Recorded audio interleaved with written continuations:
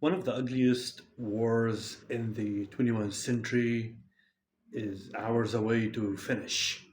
The Israeli genocide, Israeli massacres on the people of Gaza, it has finished, and the ceasefire will start in the next few hours, 48 hours, as announced.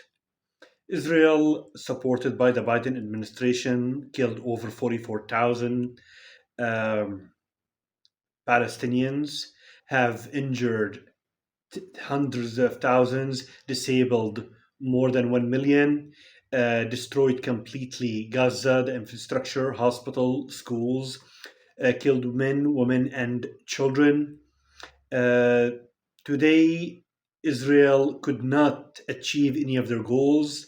They could not eliminate Hamas. They could not uh, occupy Hamas and stay in it. They could not free their hostages. They could not stop the missiles from being launched. They couldn't stop the Palestinian opposition, the Palestinian resistance operations against Israel, against their forces. It's the biggest failure for Israel and for Benjamin Netanyahu in the last 7.5 decades. Um, Hamas won. Yes, Hamas won. When the when Israel and Hamas sat on the table months ago, they had the same conditions, and Netanyahu came out and said no, and he refused. Today, Hamas is gaining all of their conditions that they want. They could not be eliminated. They resisted, and they got what they wanted. The rebuilding, the Arab countries will be in charge of the rebuilding, like every time.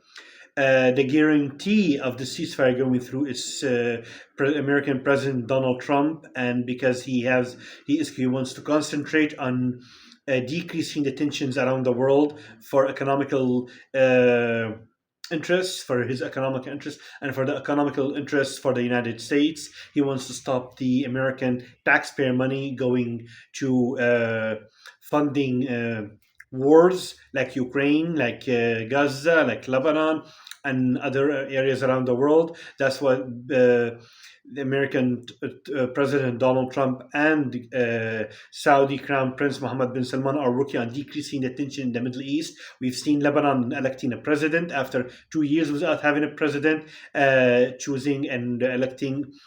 Choosing a prime minister. The situation in Lebanon has decreased. No more tension. They are working on rebuilding Lebanon and forming a government. The same situation in Syria. The Assad regime has finished. The international community is working and putting pressure on Syria to protect the minorities and to start the transition period.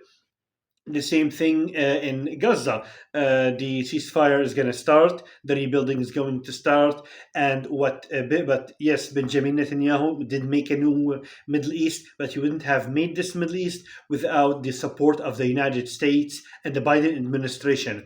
All of the suffering of the Middle East and all the people, innocent people, who have been killed since October 7 until this day today, it's on the hands of Anthony Blinken and the Biden administration. They are the number one cause of all of the crisis in the Middle East and the death, and even in East Europe, in Ukraine, by supporting and funding these wars and supporting and funding these massacres. Palestine resisted. Palestine and Gaza came out victorious. Yes, they did win. They won the war.